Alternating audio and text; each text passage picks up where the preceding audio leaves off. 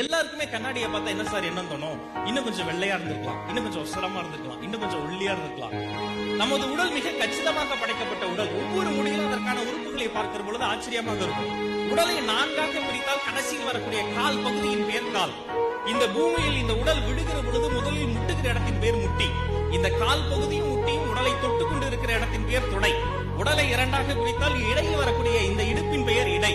சாப்பிடுகிற உணவெல்லாம் கொஞ்ச நேரம் தான் இருக்கணும், வா இரு, அதனால இதன் பெயர் வயிறு. இதமான காதல் நட்பு உணர்வுகள் மட்டும் தங்கி இருப்பதால் இதன் பெயர் இதயம்.